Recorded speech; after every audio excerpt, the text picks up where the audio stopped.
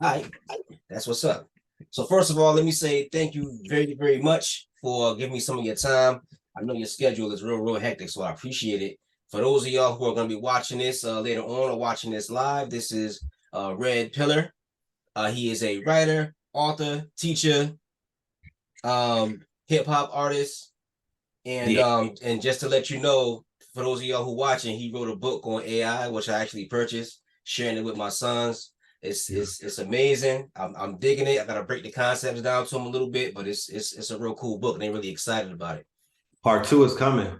Oh, that's what's up. And That's you what's got up. a journey.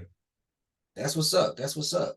So Yeah. what we're gonna be discussing today is we're gonna be doing something called the Islamic Orders of Hip Hop, and we're just gonna basically discuss the impact of hip hop, the impact of Islam, or various iterations of Islam on hip hop. When I was a young kid growing up, I grew up in Hartford, Connecticut. There was a mosque right in the neighborhood, and they was giving knowledge and teachings. But we were afraid of the mosque. We didn't understand what was going on there. We was raised as Christians, but we Right. still were benefited from Islam because it was in our music. So it taught Right. us how to eat, taught us how to be righteous, taught us how to treat women with respect. So we still receive the benefits through the music and through the art form. And for that, I'll be grateful. I'll always be grateful for that. And that's interesting that you say that, right? Because it just speaks to the power of music, right? Indeed. And it gives you the negative and the positives of what music is actually able to do. Same way that it was able to transcend your fear factor based off of your religion Yep. and the dogmas of your religion is basically saying, if a person is not Christian, you feel me? Yep. Then it's basically hands off, but you were able to use the music to cut through all of that and bring you into a place, you feel me, where not only did you enjoy it, but you learned. Like you said, it got us off the pork. You feel me? It got us up off it got us off a lot of things that we probably would have went into blindly if not for, you That's know, true. That's true. It's a yeah. million percent true. Now, what I want to start off with, I want to start off with a question that I ask everyone who I interviewed so far, and basically, what I want to ask is, what exactly is Islam? There's so many different interpretations of it, and the Islam over here is different from the Islam back east. So, how do Yeah. we define Islam? What's the core concept that connects all of this together? My take on Islam more so is I self-law and master. I look at Islam through peace, the religion of peace. When I took my Shahada in 91, um, what I experienced in the years leading up to, my journey in Islam was just peace. It humbled me. I was 16 at the time, running crazy, running wild, very uncouth. I didn't have too much foundation. And Islam brought that to me, and it also brought a scientific way of just the way that I saw myself and I saw the world. Gotcha, gotcha. And when you say I self law and master, what it break that down a little for those who I don't. self law and master.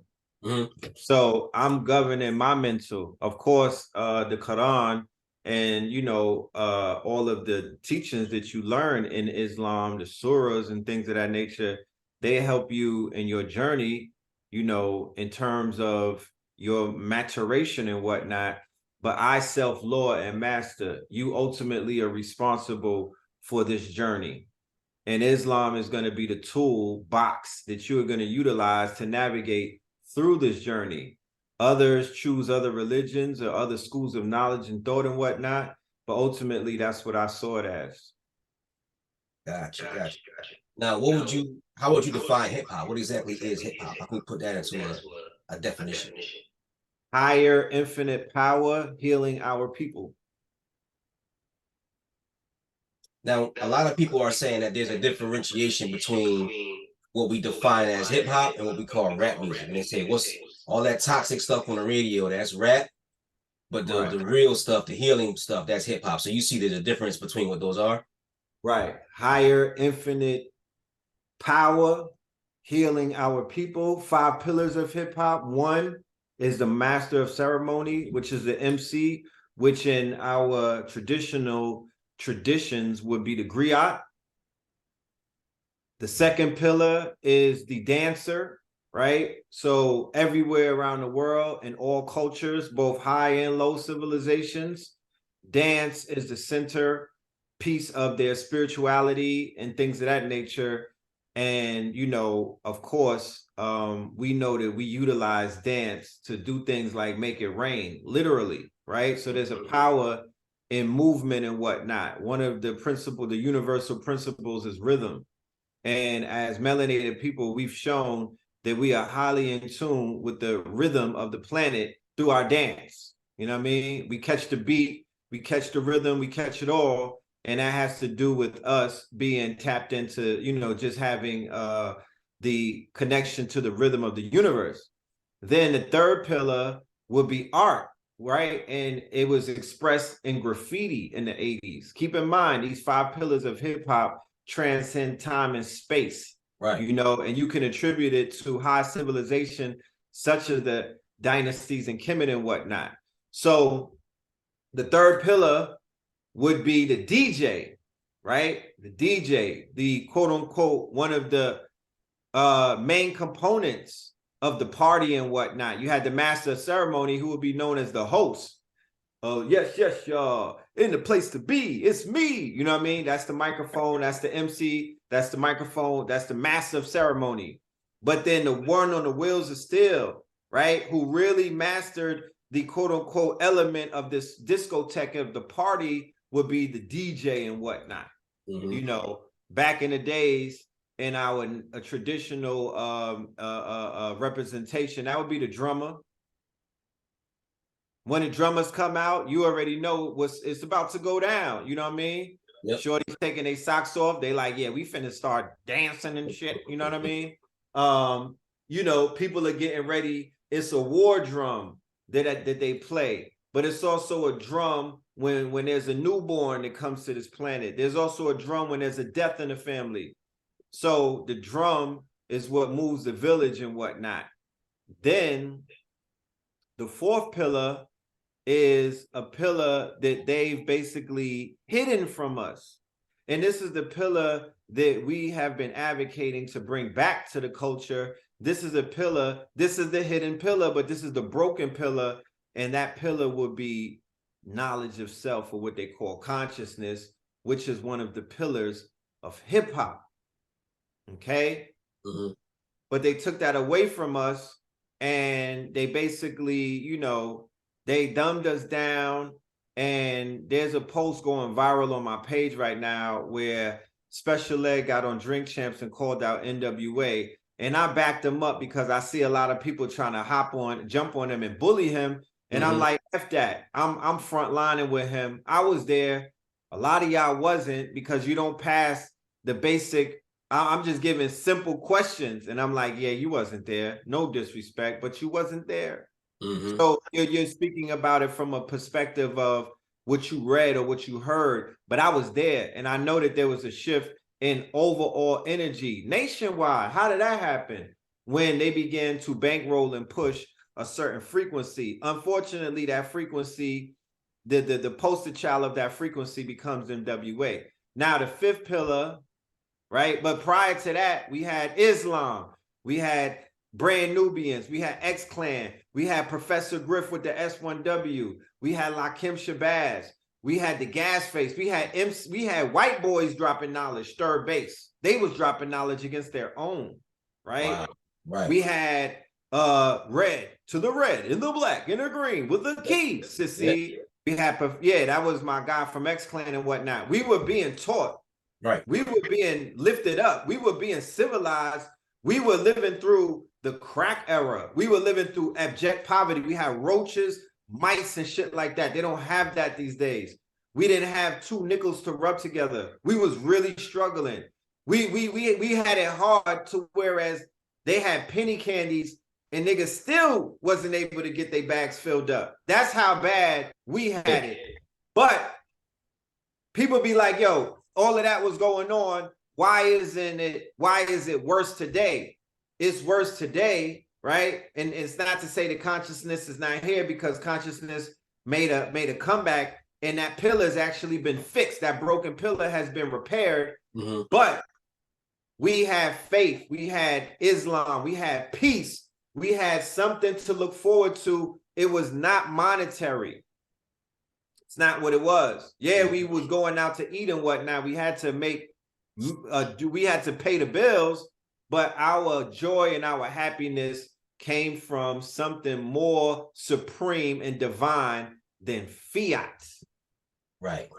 So it was the consciousness of Malachi Z. York. It was the consciousness of hearing Farrakhan in the beginning of these rap songs. It was the consciousness of names like Marcus Garvey that some people never knew about, but you heard it in the raps. So it made you want to go and do the research. My hood in Brooklyn, Flatbush, heavily influenced by Malachi Z. York and the Nuwabian. Not Malachi Z. York personally, but his writings. He used to put out pamphlets. And the gangsters, the OGs that we looked up to, they had righteous names: Infinite, Science, Life. These was God bodies.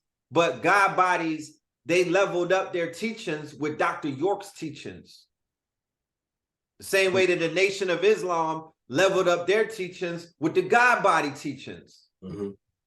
Yeah, so the fifth pillar, and I don't want to forget, is art. Very important. Gotcha. Translated in our traditional traditions, art is the megalithic, monolithic structures that has people running over to Kemet, South America. That's art. Those temples and whatnot, that's art. You feel me? That's sacred geometry, and that was our art. Fast forward to what we were able to produce in the Bronx. They call that graffiti and whatnot. Feel me? Selling for millions of dollars in places like Sotheby's and the auction houses these days.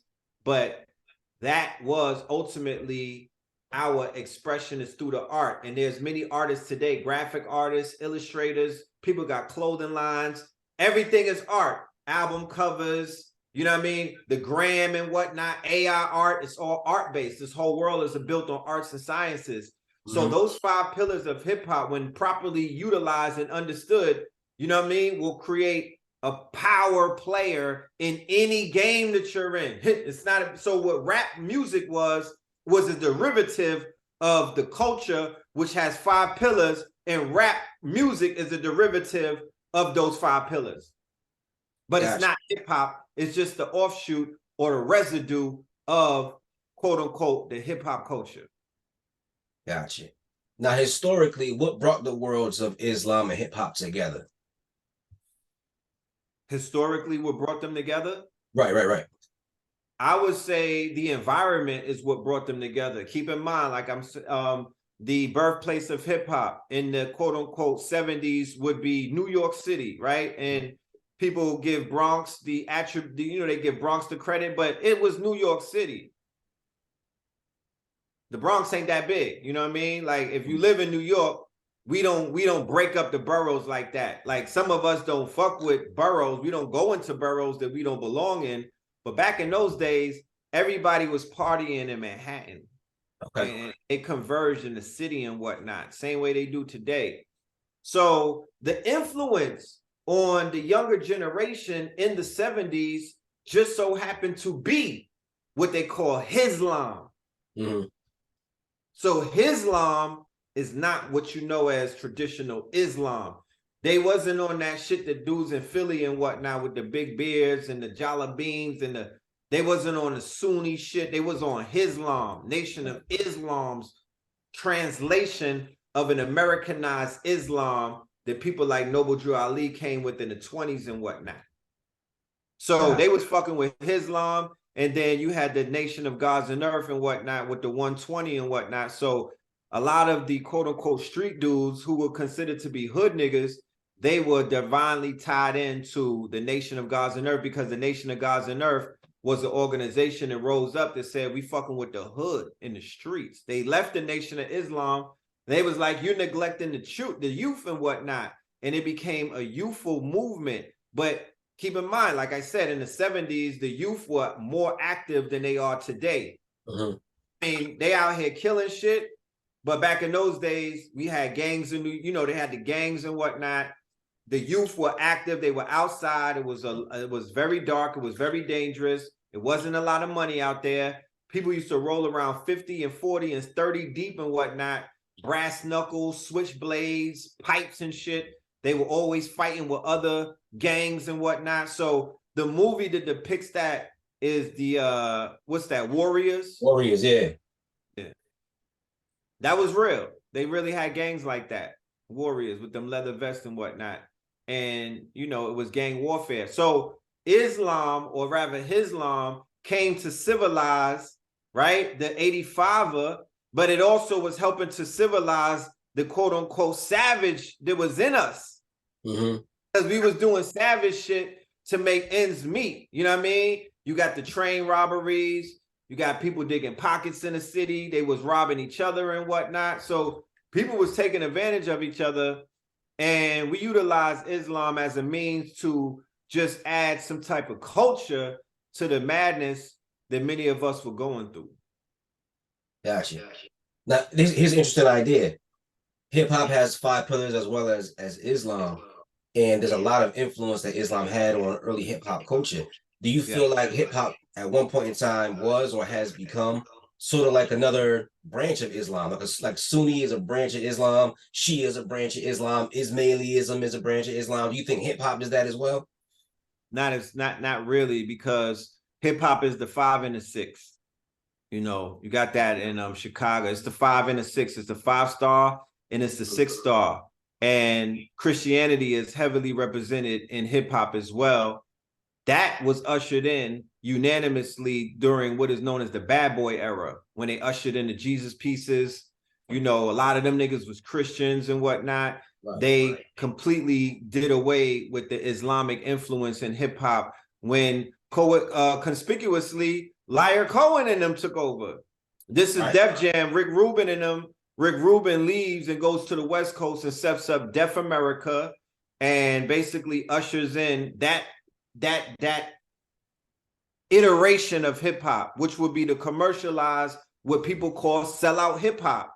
That was the MTV version of hip hop. We were still dealing with the video music box version of hip hop. We were still holding on to the remnants of consciousness that was being erased and basically defunded by the small hats. The main one was the tall Israeli running rap shit. That's Liar Cohen, the same dude that runs YouTube right now, the same dude who put the 360 deal together, the same dude who got on the Breakfast Club and said that it don't matter if you got no money, you know, your eyeballs is what the new business model is banking on, right? Right. The eyeballs. So this whole new streaming model, this shit is completely raping niggas.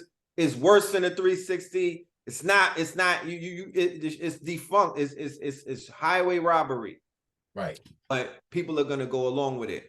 So no, Christianity and Islam have representation in hip hop. So it's not just one-sided. Here we are back to where we've always been. The Jew is there, Islam is there, and Christianity is there. That's what we was doing in Moorish Spain before we fell. That's what we was doing during chattel slavery. We still doing it because the Jew is still there. He's running this shit. He's the banker. He's the business. He's the corporation, right? He's the middleman. And we are the talent. And then there's an aspect of the Morisco or the Little Moor who sold out the Moor. And that would be the Little Moors would be the converted Moors. And that's these Christian niggas.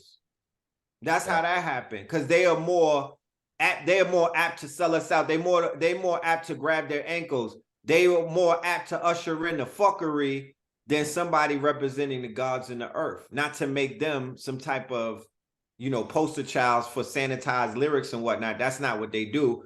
But they did have some foundation to them. Gotcha.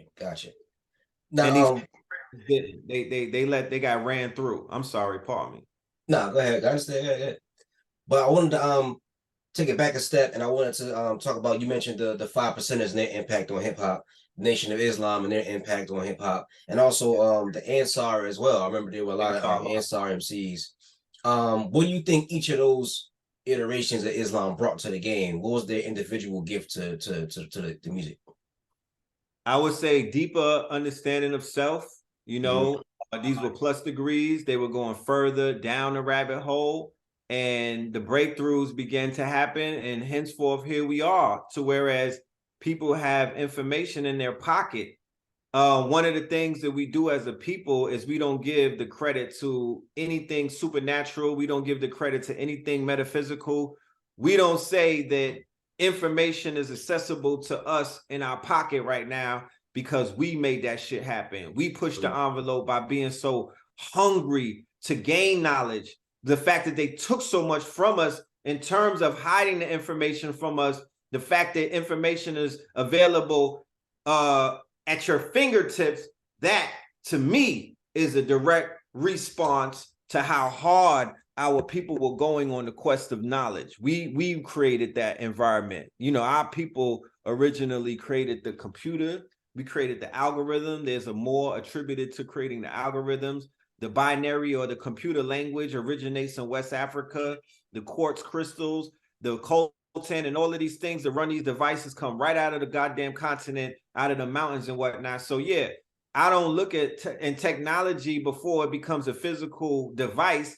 You got to think about the fuck you're building. Technology is mental first. It's called Heka.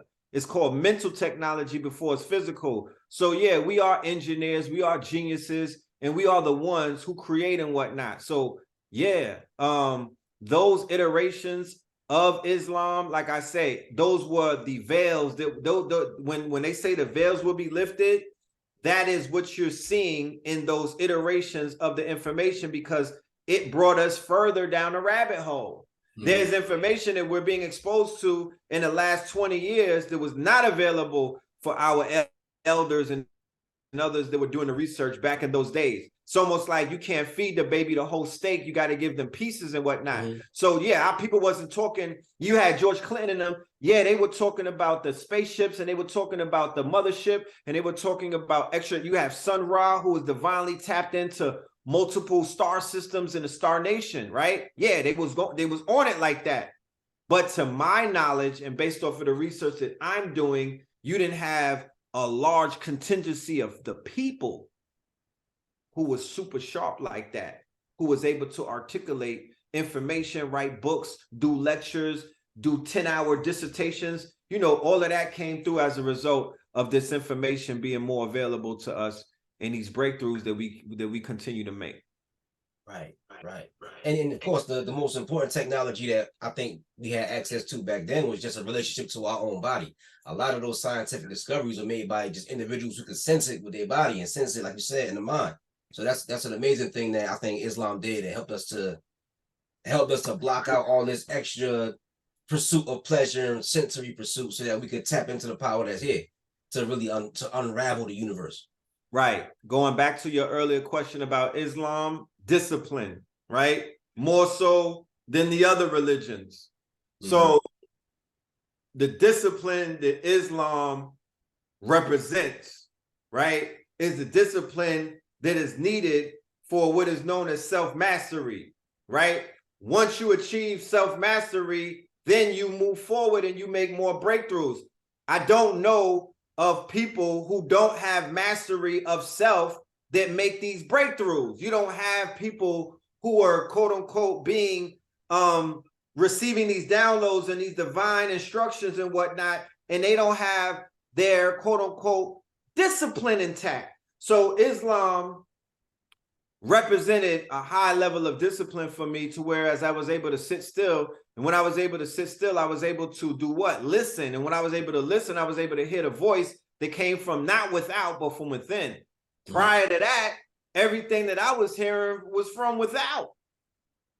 I was not looking at self, Lord, Master. I was not giving myself the credit. I was not looking at my temple as it was divine and whatnot. That's not what Christianity taught me. It put me more in a fear-based mentality. You know what I mean? It made me question a lot of things, and it did not answer the questions that I had. Islam brought me back into my Moorish identity or my proper persona and whatnot. It didn't come in 1988, though. It didn't come in the 70s. It came later on as I continued to climb that ladder. It was revealed to me. So discipline will make things revealed to you. Mm-hmm. The lack of discipline will begin to close things off to you. And then you live in lack. And then you run around with a poverty conscious mind state where you don't think nothing is yours. Right. And just out of curiosity, you said you took your Shahada when you were 16. That's a young age, and a lot of 16-year-olds ain't thinking about that. What was it that made you say, you know what, this is the path I gotta go on? I had left my home with my father and my stepmother. There was an issue between me and my stepmoms, and I reached out to my mother, and then she basically put me in touch with A.A. Rashid, his mother, Mama Hafisa, rise in power to her. And she basically was like, send him over here. You know what I mean? So I basically moved in. But the minute I walked through the door, Shahada. She introduced me to Islam. You know what I mean? And she was very strict. But that was the type of discipline that I needed at that point, because at 16, I was spiraling out of control. Right. So Islam was the foundation that I needed when I got something that I did not think that I needed, but I really did need that. I went through Ramadan. I experienced all of that. I was like, you know, the prayers and everything, waking up. I was half dead, you know what I mean? Doing my prayers and whatnot. But later on down the line, I got incarcerated and I experienced Islam behind the wall. You know what I mean? Being in a dormitory with about 100 Muslim brothers and whatnot when we was at war with the Christian house, which was upstairs. So I experienced Islam in war and peace. Right. Wow. And the brotherhood was real. It was real. They was, you know, if anybody been to Rikers Island, they already know how the Muslims hold it down. Gotcha. That's intense, man. That's definitely an intense experience to have. So when you were going through what you were going through with Islam and becoming a part of Islam, did you see that there were any, like you said, there was like war between the Christians and the Muslim brothers and the Islamic brothers? Did you see any kind of conflict between different branches of Islam? Did you see like the gods having problems with the Moors, or the Moors having problems with the Ansar, anything like that? Not in the earlier days, you know. I wouldn't say necessarily in the earlier days. If it were a lot of conflicts, I wasn't privy to it. I wasn't really privy to it. In my hood, it wasn't a lot of set tripping based around religion, because we had gangs and posses that basically took this place of that. So people didn't even have the opportunity to delve into religious, you know, warfare and whatnot. On Rikers Island, what was taking place was there was a Spanish, they called it the Inquisition or the Crusades. So there was these Spanish gangs, the Nietas and the Latin Kings, and they utilized the protection of the Christian house to basically make that their headquarters. And of course, all of them, you know, they fuck with Caesar Bourgeois and all of that. So they immediately just fell into the Christian ranks and whatnot. So, you know, they had somewhat an aversion to the brothers that were repping the Islamic Muslim faith. And, you know, it got busy. You know, we couldn't be around each other. We couldn't, you know, we were basically restricted. And that's crazy, right? You would think that Islam and Christianity would be in peace behind the wall. Right. This was like 93. This was the beginning of the Bloods and the Bloods inside of the jail system. Okay. So that was the only conflict that I began to see. And it wasn't necessarily an open conflict. It was more so a conflict about Muslim brothers wanting to become blood. And how could they finagle that? How could they serve two masters and whatnot? Because, you know, the Bloods formed as a response to the Latin Kings and the Nietas forming Voltron and beginning to, they was striking, you know what I mean? They was declaring war on Black people. Right. Yeah. So they pushed back. And that's so those ancient wars, them ancient wars was still going on then.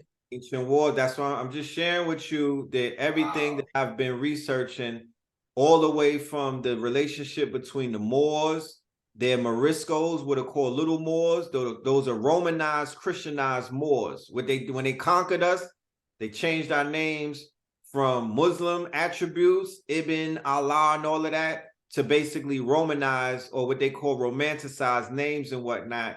You know, Alfonso and all of this other shit. That's what you found in Spain.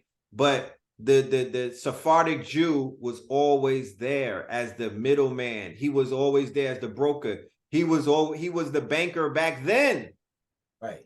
He brought the Moors to Spain in 711, basically to against King it was the Ostrogoth, it was a Visigoth king called King Roderick. The Moors were summoned by the Jews in the Iberian Peninsula to be the quote unquote mediators. And when they came over, the Moors saw how sweet it was. And after they won the conflict, they just continued their takeover and shit like that. So the Jews have always basically been there in the picture, being this quote unquote middleman. But if anybody ever saw Game of Thrones, there was a character called Littlefingers. Yep. That is who they are perfectly. They are the quote unquote, they the middleman, but they are the master trickster because they always play both sides against each other. Gotcha. So these conflicts have been going on from time immemorial. This is all DNA and whatnot. So what our journey is in each incarceration is to basically follow whatever path our DNA is leading us into, because the path that is leading us into is going to give us the information about our former self, remembering, putting ourselves back together, right? So we can have a complete worldview about what the fuck is going on around us, so we're not walking around in the wilderness of North America as the lost tribes and whatnot. And what they mean by the lost tribes is whatever the fuck you see when you go outside right now where niggas is looking lost. Right. That's not by happenstance. You know what I'm talking about? That's by decree. The lost tribes, they have no direction. They don't know, they don't have no identity. They don't have nothing to stand on. They don't know where they're from, so they blowing in the wind. What is our duty? To capture these people and to bring them into a better place and whatnot. If not religion, spirituality, consciousness, knowledge, give them niggas culture, anything that works. We started giving them hip hop. Mm-hmm. We got to give them a dance to do. We got to give them rhymes to rhyme. Right. Hymns and anthems to sing. Right. How you civilize your people, and this is how you empower your people, and this is how you wake your people up, and this is how you help your people tap into their ancestral memory. Gotcha. And you just dropped a lot of information, and you brought up something really important about individuals who are the go-between between these different cultures that are running things, and they're bankrolling our present day sick rap culture. And it brings me to my next question. My next question is, back in the day with the mystery schools, with the esoteric knowledge, there was an initiation process. Do you feel like hip hop now needs to have an initiation process? Because I see a lot of people getting involved. Well, I feel like, how did he get in? When I saw Tekashi 6ix9ine, I'm like, hold on, how did he get in here? Right. Now, this is the quagmire. It's almost like the Egyptian mystery schools, whereas if our original mystery school was in the Luxor, or it was in Khufu or one of those places, but now the mystery school, you don't have to go through any type of threshold. The mystery school is an open air mystery school, right? Mm-hmm. So the scholars who would teach a selected group of people who they cherry pick based off of bloodline, natal charts, birthmarks, rituals and ceremonies. You know, people were actually conceived in rituals. Mm-hmm. The conception took place in a motherfucking ceremony with mad people in attendance. Like, yeah, this is a god coming down. You know what I mean? Right. His father just got mounted by a fucking by a demon, by God or whatever, angel. And he basically conceived a child with a daughter, right? With man's daughter, right? So you know that the child is coming is going to be a fucking God. So you're not going to teach that child in the public. And it always harkens back to what we're going through right now, both in business, education, and in your private life. What you want to go to, public or private school? Where would you send your progeny to? Right. My kid's going to a homeschool now. Right. So the goal for anybody that's doing business, what would you rather have, a private business or a public business? Where niggas could Google all your information, your tax returns, they know your fucking mailing, they know everything about you in the public. No, right. I want to be a private business. Right. Right. So with the mystery schools and with hip hop is a divination system. I'm seeing regular men and women enter into the culture, and the motherfuckers is becoming godlike. You know what a divination system is? Yes, right? Sir. It's divine. So if hip hop has the properties to basically bring out the messianic powers in a person and make them divine, right? It has a divination. It's a divination system. How the hell is this shit open to anybody? To whereas all you got to do is upload a song to Spotify or YouTube Music, fucking DistroKid or TuneCore, and now I'm a rapper. Yeah, that's how I feel. Like, how the hell did this happen? Yeah, it's not sacred anymore. So I would say that there should be an orientation to it. However, there's no way to enforce that because it's already too far gone. And, you know, it would have to be a new iteration of a new cult because the culture is hip hop. Rap music comes out of that. Who the fuck said that that's the only thing that we could create? Facts. You know what I mean? But whatever is created, in hindsight, moving forward, it's going to have some type of threshold. It's going to have some type of quote unquote, you know, orientation system. It's going to have some type of accreditation and whatnot. Remember, before Biggie and Pac died, these niggas these couch surfers wasn't thinking that they wasn't talking about I'm a rapper. Right. In Chicago, when Jeff Ford and the big homie in them was outside. Regular niggas wasn't talking about I'm repping GD, BD and all of that. They wasn't banging. When Jeff Ford and them was outside, it's when they took the lion out the jungle. It's when they cut the head off the snakes. That's when these niggas feel comfortable crawling out of their mouse holes. No disrespect to mice. But that's what you have. So you see that in consciousness. When the master teachers was running shit, any old regular nigga wasn't no master teacher. You know what I'm saying? No regular person thought that they could hop off the porch and stand on the stage and talk to thousands of people about worldly issues and what. They didn't have the audacity to even do that. They played their position and stayed the fuck right in their seats and whatnot. And they sat at the feet of the masters until they knew that they were ready, or until the master said, you niggas is ready, get on the stage. Right. In hip hop, when we was coming up, you had to come out. Somebody had to bring you out. What crew do you belong to? Who's your co-signer? What OG stamped you, young nigga? You can't just come out of anywhere. Yeah. But that's what we got now. In the gang culture, you couldn't just pop up and be like, I'm a gang, I'm gang. Yeah. Jumped you in. What superior co-sign you being a part of this sacred thing of ours, right? In any type of fraternal organization, you just can't put a badge on. You can't put a firefight suit on and say I'm fucking fighting fires. No, you got to take a test. You got to join the union. You got to pay your dues. Yeah.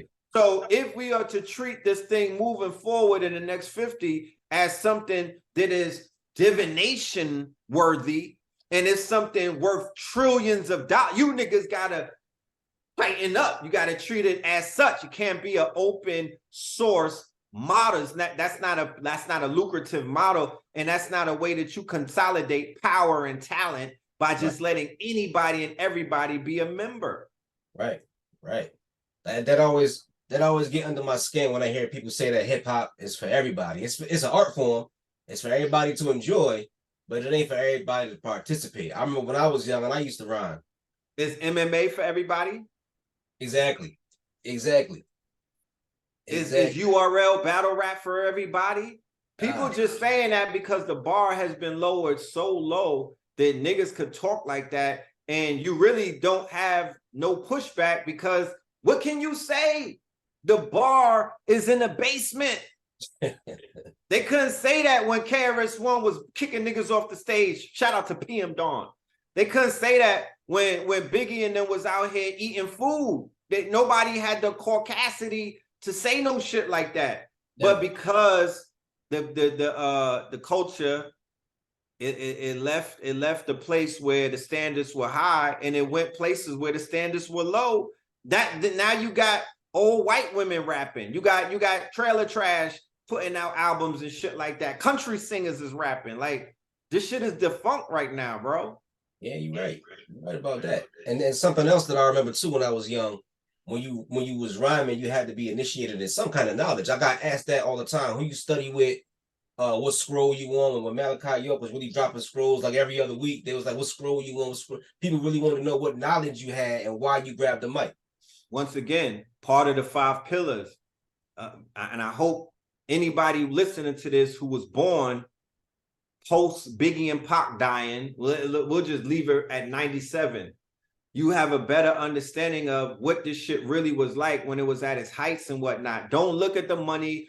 Don't look at the cameras. Don't look at that fake ass smoke and mirrors as a telltale sign of success. Because I promise you, that's not it. And I'm not saying that just to say it. I promise that's not it, bro. When this shit was at its heights, there was a certain energy that it contained. There was a certain type of exclusivity that it maintained and whatnot. This shit was different. So when they wanted to know what was your foundation of knowledge and whatnot, they were checking to see if you had all 5 pillars covered. Remember, it was niggas trying to find out if you could dance.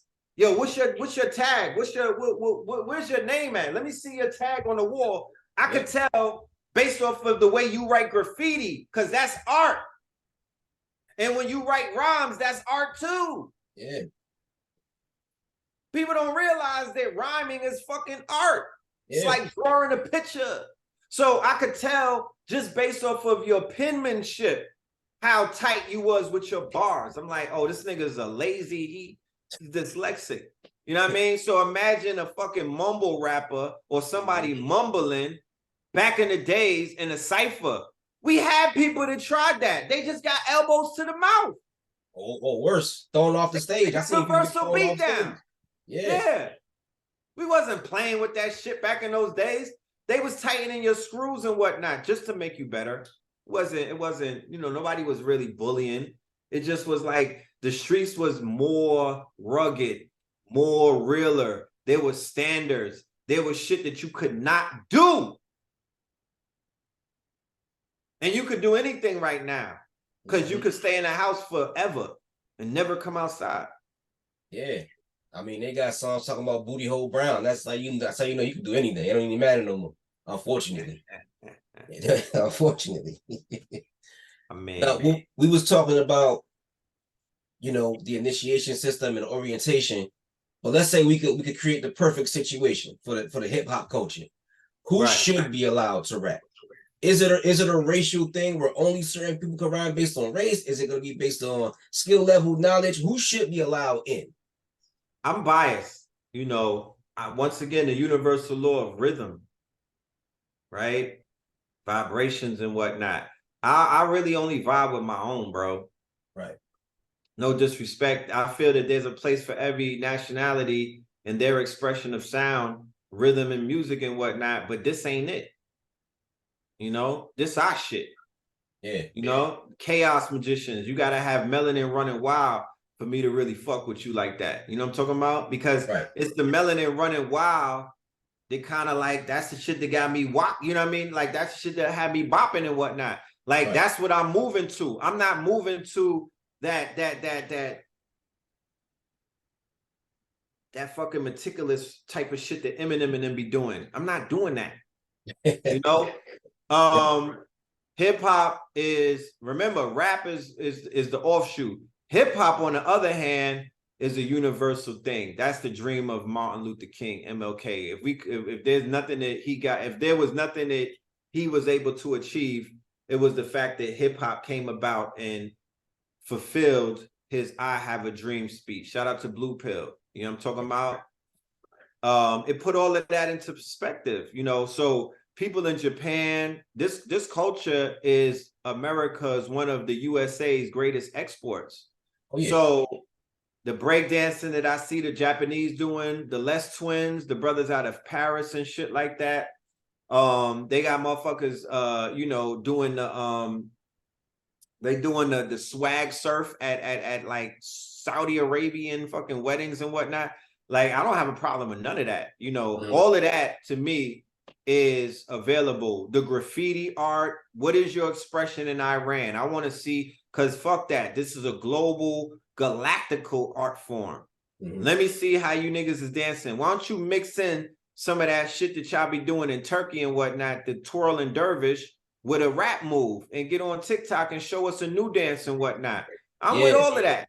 I'm with all of that. I'm just kind of impervious with the bars. That's where I kind of draw the line. I'm like, I don't know. I just haven't been convinced yet. I don't know. You know, everybody in my top 100 is all melanated, damn near.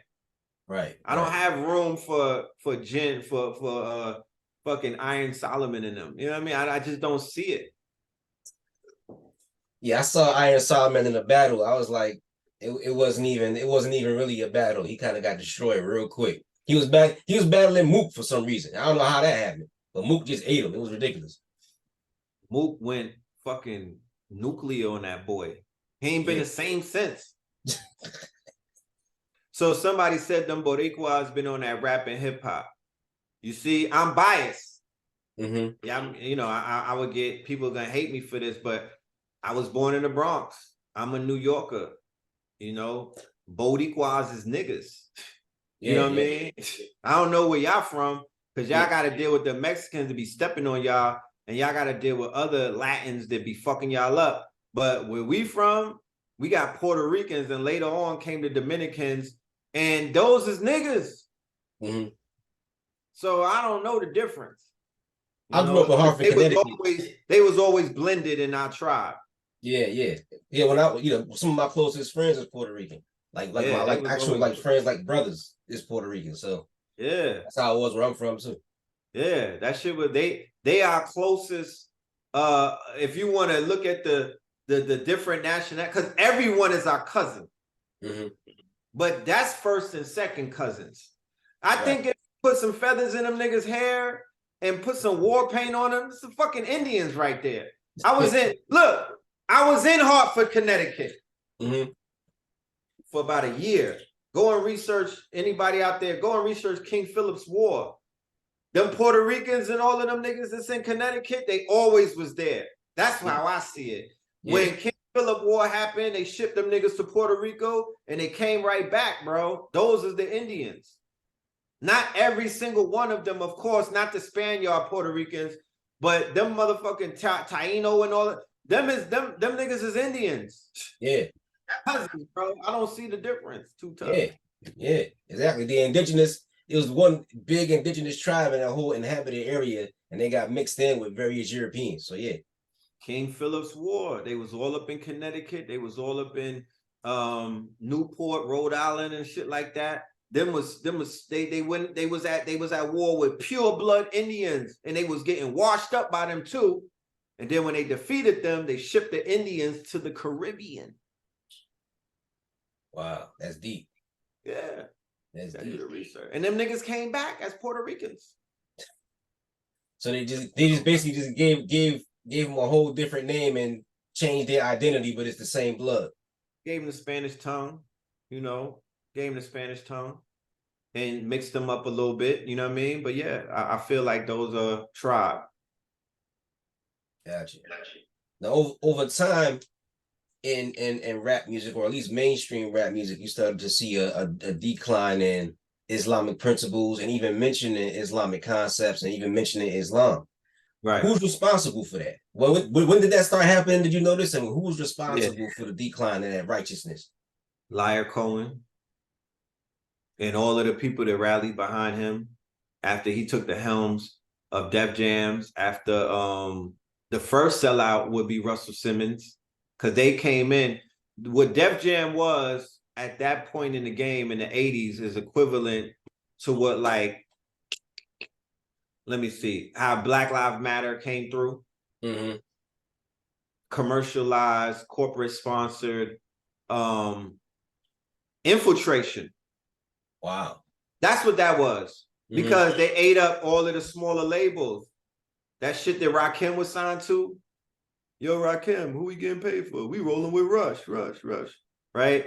Mm-hmm. Rakim, all of them smaller labels, they got chewed up over the years and whatnot and dissolved and shit like that. Those smaller labels was the ones signing black men who were saying that they God and the white man is devil. Right. Def Jam did not sign no God body artists. When you think about it, look at their roster. It was almost like a clause that none of you niggas could talk about God body shit on your albums. And remember, the typical hip-hop album always had one or two conscious songs to it. Had to. That was a requirement. Yeah. So once Rick Rubin left to the West Coast and he brings Sir Mix-a-Lot, he signs Sir Mix-a-Lot and comes out with Baby Got Back. He basically does a ritual on Def Jam, puts it in a coffin, and comes up with something called Def America. Rick Rubin, though, is one of the biggest producers of death metal, black metal, all of that metal shit, right? I have wrote down some shit too. We got to examine that whole rock and roll shit because that plays a big part. But yeah, when Liar and them began to take over, and when the money started coming in from big corporations that were beginning to bankroll it because they were able to put together a pitch deck. Remember, Liar started out as Run DMC's road manager, and then all of a sudden he's running Def Jam. Yeah, that's crazy. Yeah, that's crazy. His father's Mossad. Like, come on. His father's Mossad, and he's a banker and whatnot. So yeah, they started the conversation about bringing in that big money and whatnot. And one of the caveats of the money coming in was you can't talk that God shit. But then right after that, they go and give us NWA, right? Talking the complete opposite of the God talk.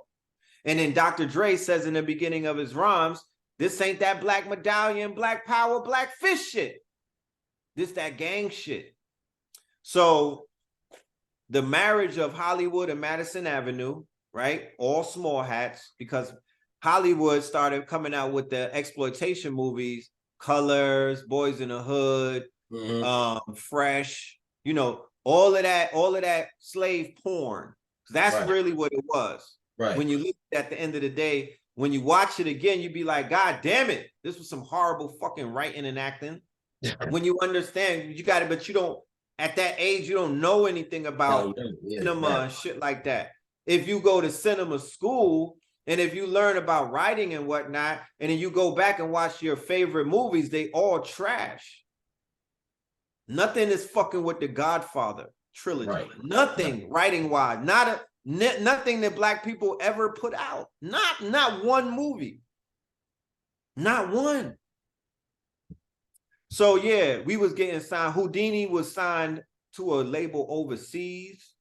There was a lot of people investing in the beginning and whatnot. And it's not like they didn't want us to say that we was God. They couldn't stop us. They what the fuck was they gonna tell a nigga from the Bronx who active and whatnot? Nah, you can't call yourself God. They was just acquiescing. But yeah, Liar and them is attributed. He had a whole crew with him because it's not just him. It's other label heads that were basically playing to consolidate the whole industry into 4 major labels, which took about 20 years to happen. Right. Man. Honestly, you just blew my mind right now. I think the ADL has their hands in it. The JDL, the ones who Jerry Heller was working with a group of quote unquote militant Ashkenazis and whatnot that was basically there to protect him and to run, and to do, because when you go into Hollywood, who you think them gangsters are? They don't make movies about these gangsters. They make movies about the Italians, but they don't make movies about the small hat gangsters because you're not supposed to know about them. Mm-hmm. The hidden hand. The hidden hand. What the fuck? Who hand you think that is, y'all? You know what I'm saying? Yeah. But yeah, that they erased that shit completely, and then they shifted it by making gangster rap a multi-million-dollar operation. And niggas was in poverty. I just saw an interview. EPMD said they got signed for $1,500, and when he said, he was like, "Yeah, I got $1,500," and at first he was like, "I got signed for $750," and Eric and this was Eric Sermon saying, "I got signed for $750." So the dude interviewing him said, "Oh, 750 racks, 750,000, nigga, $750." Dang. I brought my mother some food in the fridge. I filled up the fridge, got some kicks, and it was over, my nigga. We just wanted to be on the radio. That was the mentality. That's what that's the money. That's what we talking about back then. Mm-hmm. So dudes was getting signed for $1,000, $1,500. Niggas was getting signed for $5,000 if you was lit like that. Right. So the money in hip hop wasn't what it is today. So when it went to the West Coast and Interscope got involved and they began to bankroll and come out with millions of dollars in marketing and advertising, and then when they saw NWA sell 1 million fucking albums talking that street shit, it's not really the rappers, it's corporate America that pivoted. It's the money started coming in, but they was like, we only signing this shit, not that shit. Get all of that feel good backpack rap, that, native tongue, the De La Soul, and definitely not that Malachi Z. York, Noble Drew Ali, Farrakhan shit. All those artists is hungry at this point. They not eating. Nas is the one who they put everything on his back because he's one of the only mainstream artists that's really shaking shit up, and he has some motherfucking substance, right? Then he go ahead and think that he's Escobar, and the rest is history. But they was banking on Nas to carry that shit because everybody else was being priced out. Man. Yeah. Do you believe that life can imitate art, that the content of hip hop music is really influencing and making the community worse? I think art can imitate life and life can imitate art. This version of hip hop moving forward that we're in, or this version of rap music, by way of the $1 million videos, by way of the 20 fucking songs in an hour, the repetition of a song in 1 hour, the manipulation of the frequencies in post-production, the induction of subliminal messages in the videos and whatnot, the inclusion of neurocinematics in these fucking movies that they put out. You damn right that life is imitating art. I was in Brooklyn when Biggie terraformed Brooklyn during what they call the tunnel era. He turned us from ashy to classy, for real. I wasn't ashy like that, but he leveled me up to whereas I wasn't thinking millions. I was thinking thousands. Right. And he helped us think millions. He cleaned niggas up. He got us out of them Champion hoodies and them Timbs that was leaning and whatnot. And he put niggas in that good Coogee, you know what I mean? That good Gucci and whatnot. Yeah, we was leveling up based off of the instructions that this nigga was sending us. That's how we did it. So we was imitating. I use him as, because there's a lot of naysayers out there. Right. First of all, people that wasn't there. And even the people that was there, they still wasn't there. Because I was outside and I don't forget a lot of faces, and I don't be knowing a lot of these niggas. You know what I'm talking about? I really don't. So it's like, how was you outside? Yeah. And that's no disrespect, but fuck, we just got to be real with ourselves. You know what I mean? But I use his example. Well, let's use Cash Money as an example. Let's use the Dipset as an example. If you want to talk about how life imitates art, If Right. anybody ever lived in Harlem prior to the rise of the Dipset, you know that Harlem descended and got darker after the Dipset's reign and whatnot. The shit fell. Motherfuckers gang banging. The shorties, Harlem, and I'm from New York, so Harlem women on the pyramid of quality women, right, was right underneath Queens. Mm-hmm. If you got you a Harlem shorty looking like Keisha from Belly and whatnot, with motherfucking doobie and the skin shining, you was lit. Yeah. After Harlem World, after Dipset though, nah, you wasn't even, that's Sukiyana and them. You know what I mean? You wasn't touching them. That's how much the music affected the fucking streets. And I saw it in real time. Man, that's crazy.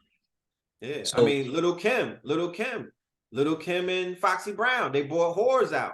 We didn't have that type of shorties wasn't getting down like that when we was in school. mm-hmm.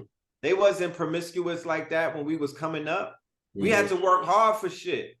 But Little Kim and them introduced a concept called the slide from my era. It's called sliding, where we would have to, every night after the club, you take something home for that FDR, first day rip. You know what I mean? And that was the exception and not the rule when we was coming up.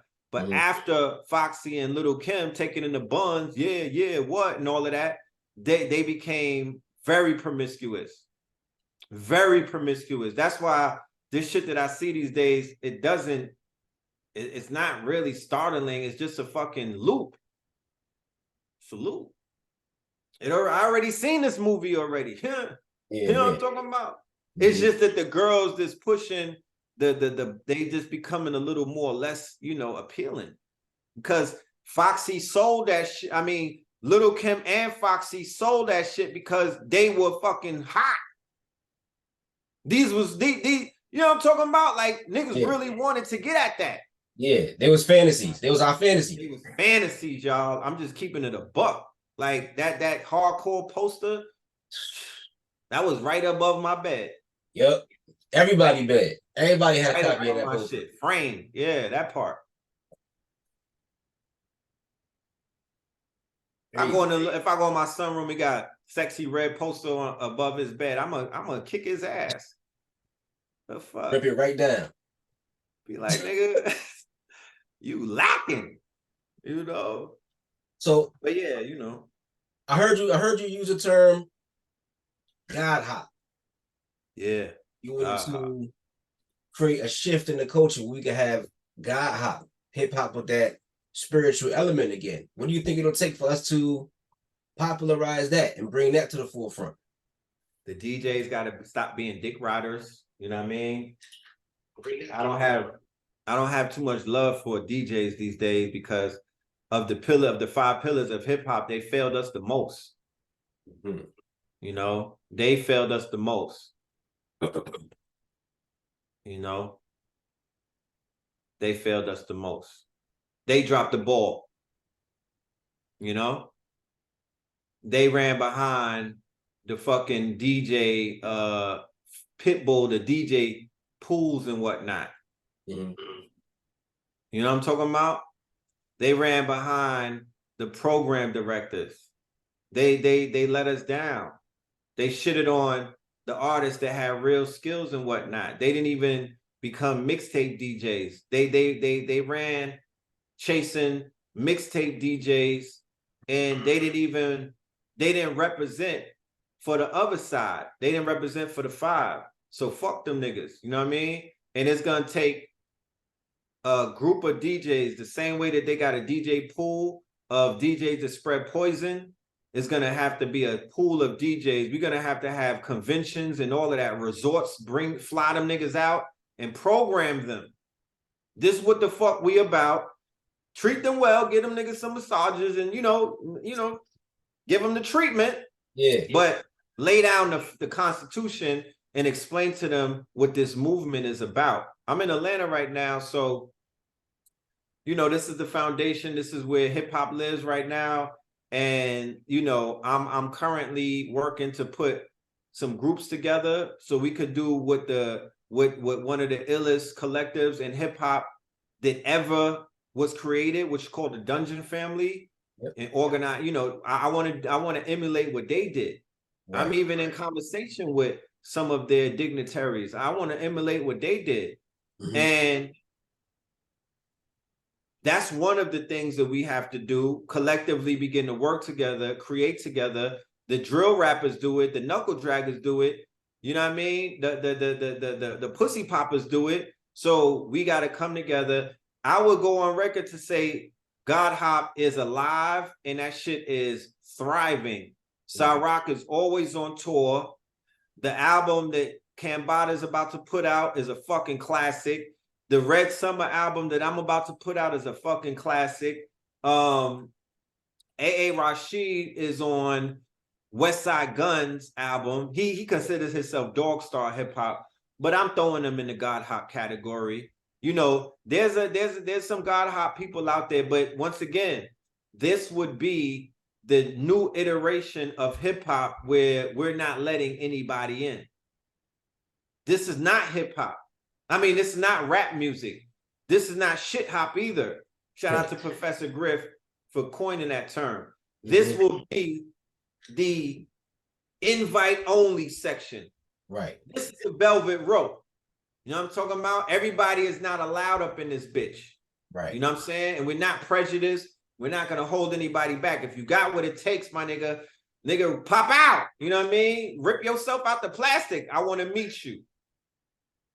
Because rumor has it, you niggas don't exist. You know what I mean? Who don't look like us, who spitting that God body shit. But if a person exists like that, I would like to meet him. But we need playlists. We need inside niggas at Spotify and Tidal. We need everybody who basically profited. We need everybody who basically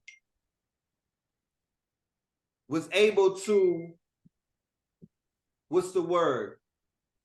Drink from the well that the master teachers filled up.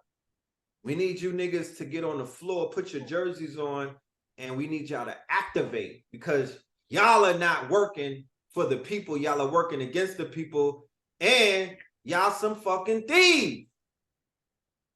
Y'all took all of this information. Y'all took all of this healing. Niggas done got you niggas out of AIDS and everything, cancer, all kind of shit, and they don't give nothing in return. So once again, when people see the swords come out and we start banging on shit like we fucking retarded, you know what it is. You know that there's war. It's gonna have to be some type of war or warfare in order to get these people to pay attention to shit that they're willingly trying to ignore. I'm with the aggression, you know what I mean? Sometimes. I hate you. Sometimes you need it. This is a competition. This is a contact sport. This ain't fucking Hello Kitty, y'all. This is a contact sport. And it's time to stop playing nice. Because I'm done with watching our people suffer. I'm done with that. Right. So yeah, I wanna wrap it up now, man. And I want to thank you for your time, man. You dropped a lot of knowledge, brought a lot of energy, man. We really appreciate that. Can you let everybody know where they can get your book, listen to your music, and just anybody watching this, the music is fire. I got a 7-year-old son, my son Destin. He loves that song Facts. And like we got in the car the other day, I was about to drive. He's like, Daddy, put on Facts. I'm like looking in the back seat, like, word, okay. I'm popping Facts. He loved that song. And he's only 7. So when the children loving it, you moving it toward the direction of God Hop. You making changes because he's excited. And my kids love your book, the Starseed book. Nah, that's beautiful, man. I don't even hear things like that every day. So, just to hear that the work is working, it is it's a telltale sign of the commitment, and it just brings joy to me. You know what I mean?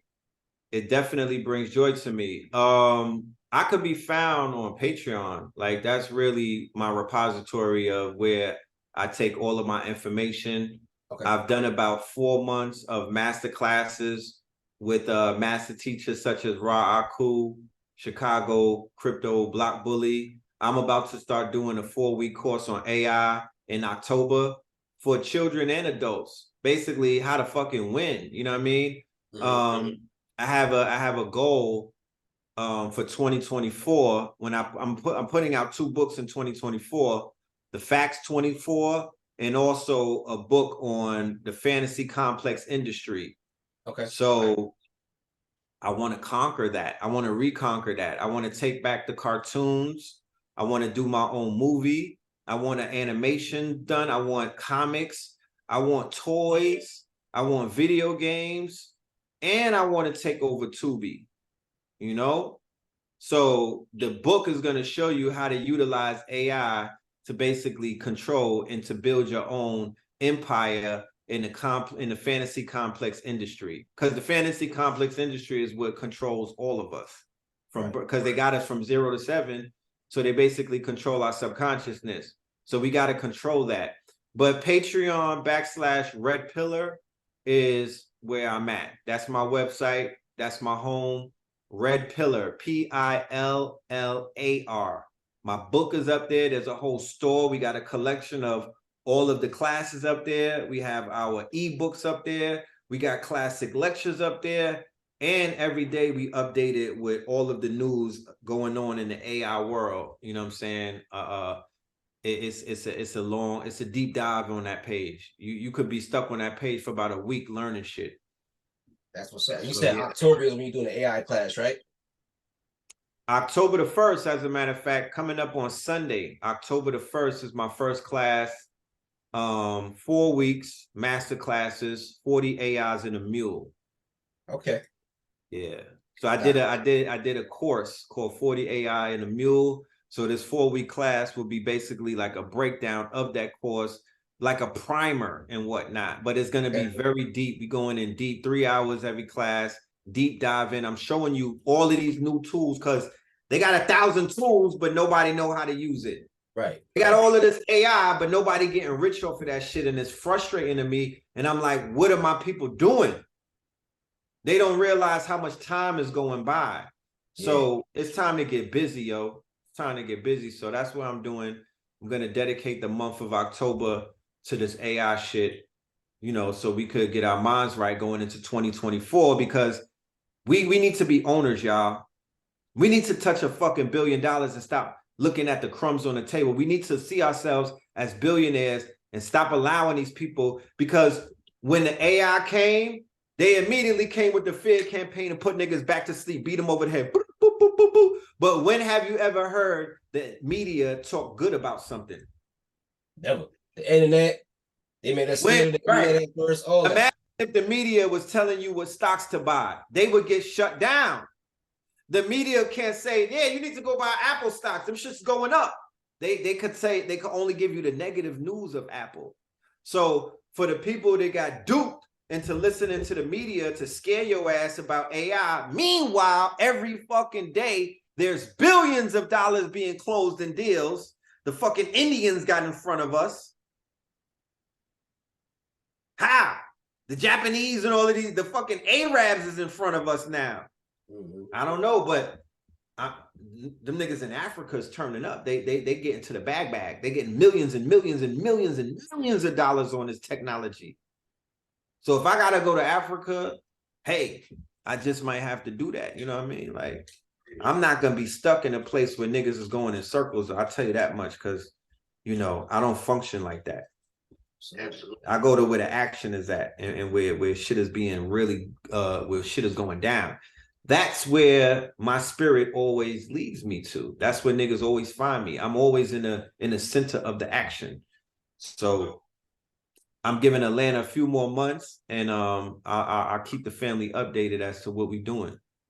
Absolutely, and I'm definitely gonna be in that class. You got the playback? Like, if I can't sit with my kids and do the class, I got the playback if I do it, right? Of course. Okay. Everything is playback. You have access to it forever. You know what I mean? Like, yeah, it's all there. So yeah, Patreon, the link is in the bio. I definitely want I want parents to pull up. Parents, stop playing fucking games. Yeah. Nigga, do you know you could homeschool your child right now for 90 days? You could turn a 3-year-old, a 10-year-old, 13-year-old, all the way up to a nigga in his 30s into a high-level AI engineer, coder, prompt engineer. I'm talking about, bro, go on Indeed right now. Go on Indeed.com. Go on whatever website is hiring niggas and see how much these dudes is getting.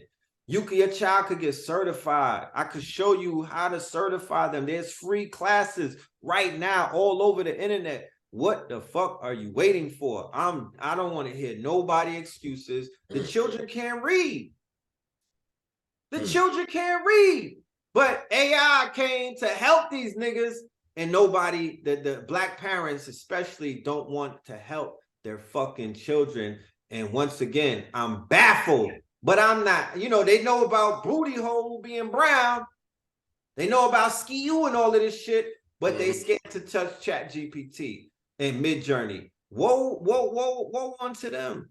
Woe unto them. I mean, that's sad. We in a sad state of affairs right now. Like, you gotta laugh to stop from crying, but it is what the fuck it is. I mean, hey, you know what I mean? And they'll get mad at a person like me when I talk my shit because I'm like, this shit is winning and whatnot. And they'll be like, oh, red is always da, da, da. Hey, listen, you niggas don't listen. There's so much doubt in this community that it is it's debilitating. So much doubt. Motherfuckers doubt themselves. They doubt the people that they're hearing. I don't blame y'all because y'all literally are hearing 100,000 people a day telling you 100 different things. It's a level of schizophrenia running through this fucking world that's unparalleled because you're being stretched in so many directions by tapping into so much shit. Niggas out here watching granny porn. Then you a Christian for a few hours. Then you woke and whatnot. You on your Kaepernick shit for another few hours. Then you on some other, then you ratchet with Sukiyana and them after hours. Make up your fucking mind, my guy. You can't be. I know we live in a quantum universe, but you can't be so quantum. You have to stand on something. Yeah. And on that note, my brother, thank you once again for your time. Salute. Y'all take that class. I'm definitely taking that class. And I'm gonna see y'all later. Peace. Peace.